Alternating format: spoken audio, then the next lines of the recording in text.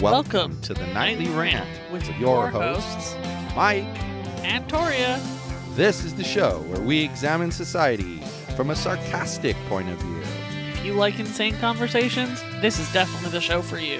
Let's get into today's topic.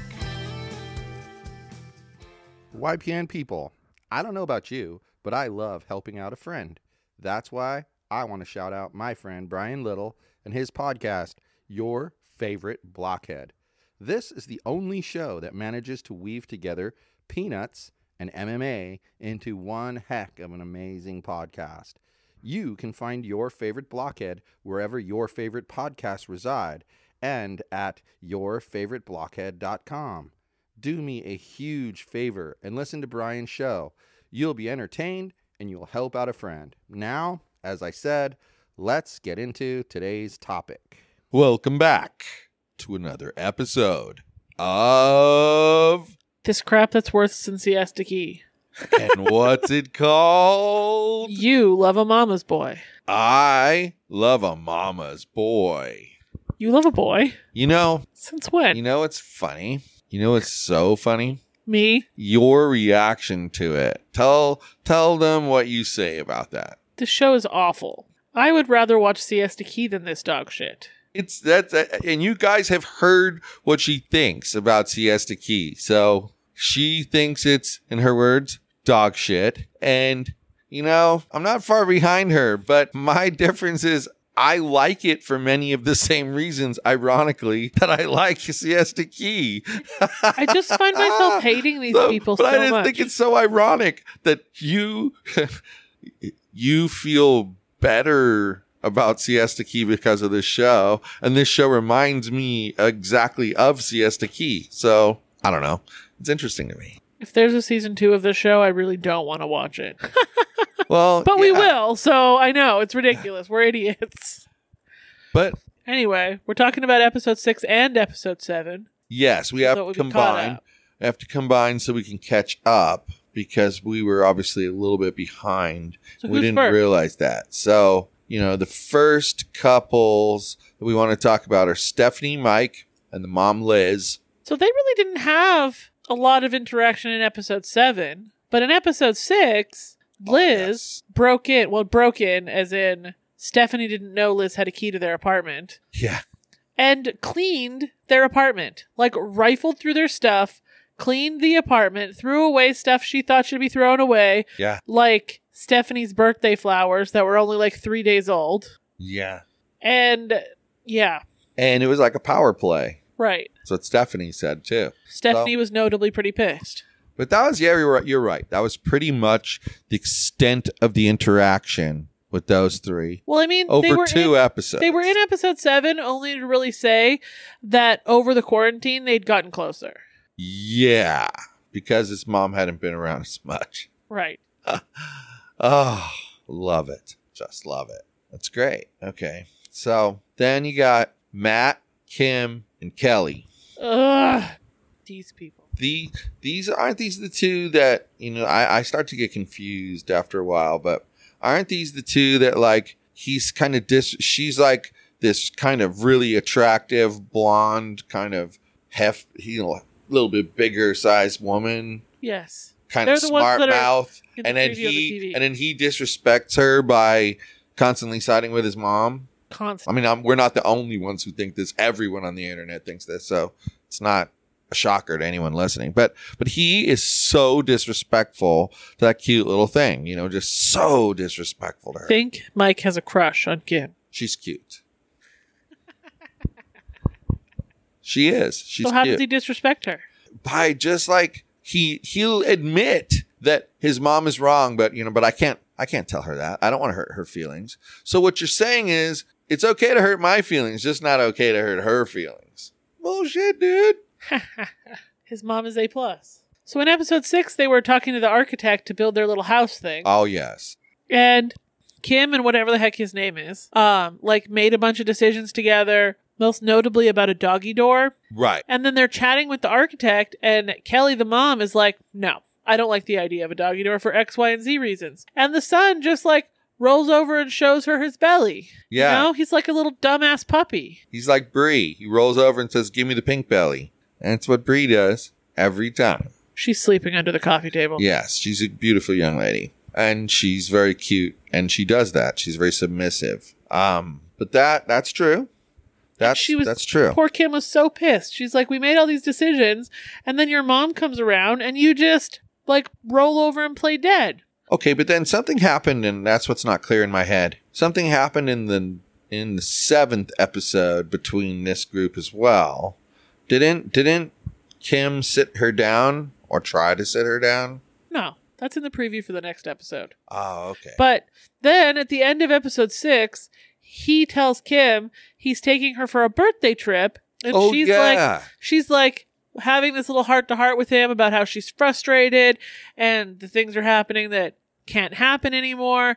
And then the mom waltzes out in a fucking Statue of Liberty costume. Yes, I forgot that part. Because she's coming on the birthday trip to New York. Yeah. Can you believe that? What a psycho. Can you even believe that? So the problems that they're having are like around intimacy, and he invites his mommy on their romantic trip to New York. What? Yeah, like... the fuck? And you know, on the other hand, if they were all super wealthy, it'd be okay. But they're not. You know they're sharing a room. Right. Like, they're not wealthy and each of them are going to have their own room. They wish. Just is what it is. Right. But, you know, I think that they're one of the couples that I think's not going to make it. I don't think so either. Because then you get through parts of episode 7, and Kim is like losing her mind because Kelly and whatever his name is are like two toddlers in paradise wrestling on the couch and like always there and always together. And Kim is feeling neglected. So neglected, she goes outside and starts gardening. Yeah. Yeah. They're not going to last. They're not going to make it. Not even a little bit. They're donezo.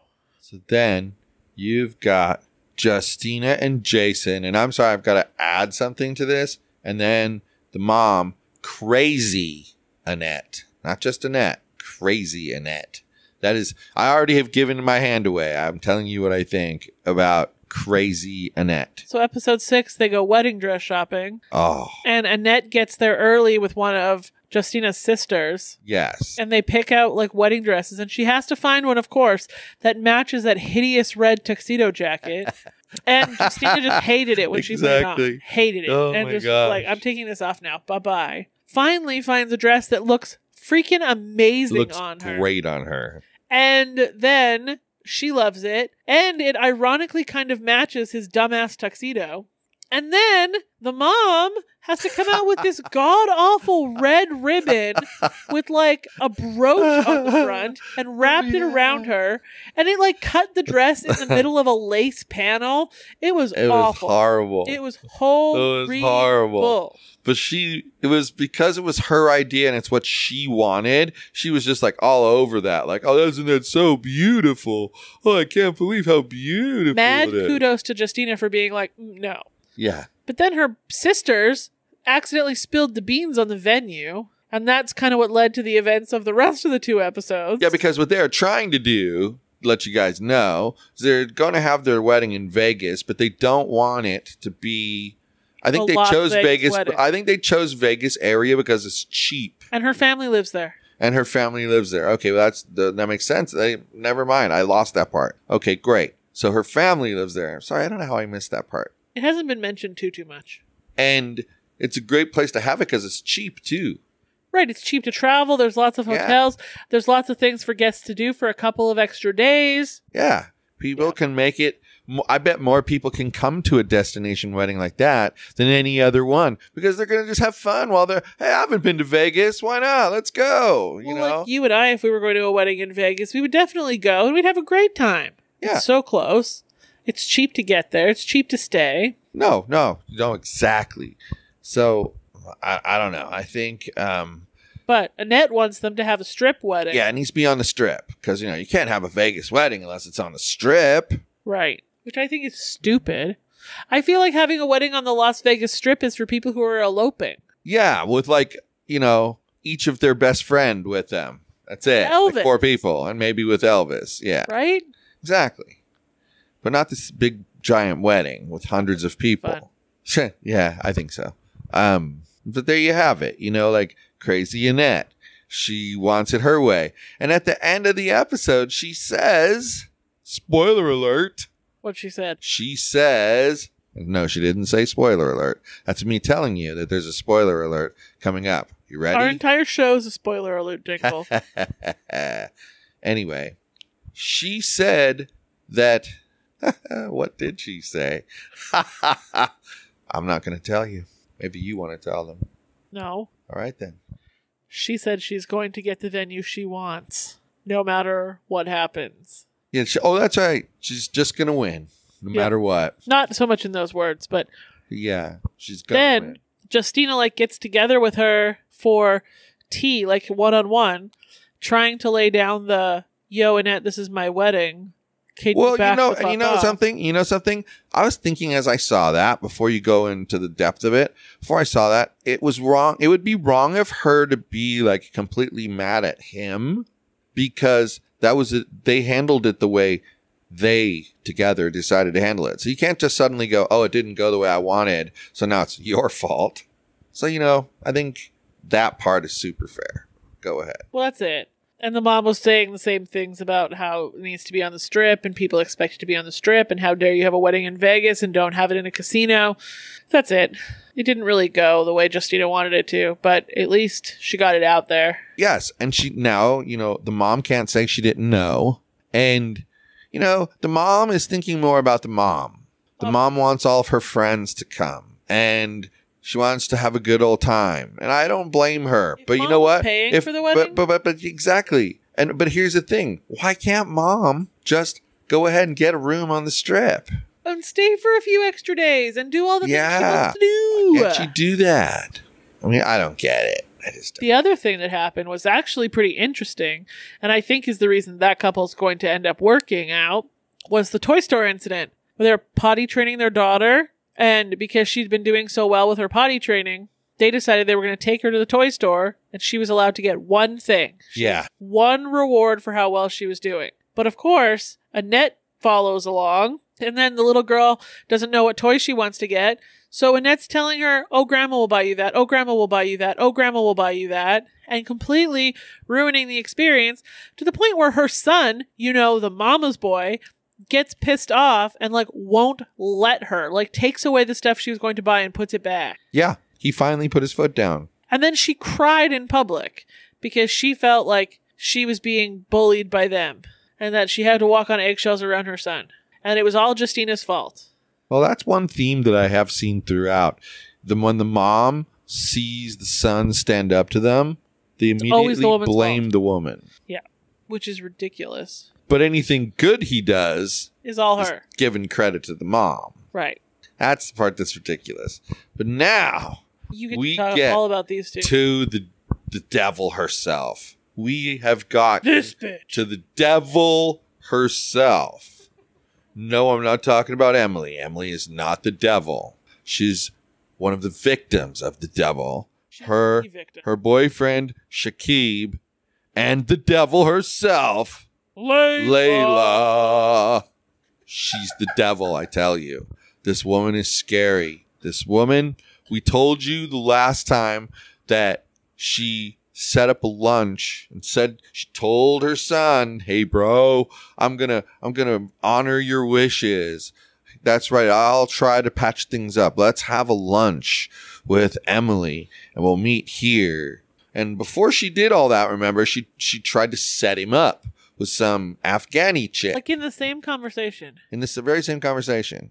So he and Emily show up for the lunch, and lo and behold, there's mom and bum bum bum, the Afghani girl. She's Pakistani. No, she's Afghani. 100% certain of this. Because mom is Afghani. She wanted him to have an Afghani girl. Anyway. Okay. What the hell, devil? Who the hell sets up a blind date for their son, knowing their son is going to be with their committed girlfriend or boyfriend? Who does that? Only the devil does that. Only the devil. And she did it. People, she did that. Right. Yeah, she did it. And then so finally, Emily had to put her foot down. And she said, look, Shakib, I love you and I want to have a relationship with you, but your mom's making it impossible. So the only way I see this working is if you move out of your mom's house. Now, you know what I love about that? It's the reason I don't see it as controlling is she's saying to him, we have gotten to the point where you're going to have to stand up to your mom. And if you're willing to do that, you're going to have to move out of her house first so as not to be disrespectful to the mom. Right. And I like that. I like that she's telling him, no, you're not going to be disrespectful and like tell your mom off and then continue to live at home. No, you're either going to side with your mom and then you can continue to live at home, but I'm probably going to leave. Or you can side with me, which is standing up to your mom, but that means you got to move out. You can no longer take her generosity. I think that's fair. I like that. I like that approach a lot. So what ends up happening is, of course, at the end of the 7th episode, the COVID-19 outbreak happens. And they don't belabor the point too much, but they definitely show you like, day 1, day 6, day 19, day 23. They show like these things going by in one little snippet. But Shakib asked his mom to go for tea. Yeah. And then he's like chatting with her about how he loves Emily and how he wants Emily to be involved in everything they do. And the mom is like being her usual bitchy self, saying, you can't have my blessing unless you don't marry her. Blah, blah, blah, blah, blah, yeah. blah, blah. Here, let me twist your arm a little harder. And then who shows up? Emily. And then she puts her whole foot in her mouth. I think it was actually an accident. Like, I don't entirely think she meant for it to come up the way that it did when she said, have you told her yet to him? Because she thought he would have told her, but he hadn't. And the mom was like, tell me what? Yeah, the correct approach would have been to be like, so, what have you guys talked about so far? Uh-huh. Boom. Yeah, I don't think she meant to drop the bomb. Like, I don't, because she's a nice person. Yeah, but no, I agree with you on that. So that caused an entire kerfuffle. And at the very end of the show, he said he'd like to move out and live with Emily eventually. That was not the discussion they had. The discussion they had was move out with me now or we're done. Yeah, she made it very, very clear. So when he said eventually, she got up and she left. Yeah, she walked away. And I say good for her. Yep. I think their relationship is doomed. I don't think they're over yet. But they're over. But from here on out, it's going to be very, very rocky. Right. So that's our cast members in order. We covered least wed to baddest. We covered episode 6 and 7. We gave you our little preamble about what we think. But here's, my take from all of this. All right. There's nothing good that comes from a mom having this kind of relationship with, their son or their daughter. There's nothing good there's nothing good that comes out of it because it's a form of entitlement. I'm the mom, therefore I get this treatment. It doesn't work that way. Yeah. You don't get to have a key to my place unless you're staying there. You know what? I'll tell you that. We could use our own situation. If we wanted to give somebody a key while they were there, we could do that. I think that if my parents and we lived in the same city, that they could have a key to our house and it would be completely fine. Sure. Because my parents are respectful people. Exactly. Sure. No. That's why I was saying I was hesitant to be specific, but you were specific. So, but yeah, no, I'm not saying that. I'm actually saying though that there are people who would violate that. Right. Like they'd know that you were, I don't know, on a vacation in the Grand Canyon and you'd show up and they'd be like banging some chick on your, couch and your kids see what's, grandpa doing over there. I'm not kidding, guys. Like that's what happens. People are so disrespectful. Yep. So, in some ways you don't blame any of those moms for kind of being that way, but they're the cause of the what's the word I'm trying to think? Not defect, but Dependency. dependency. There you go. Thank you.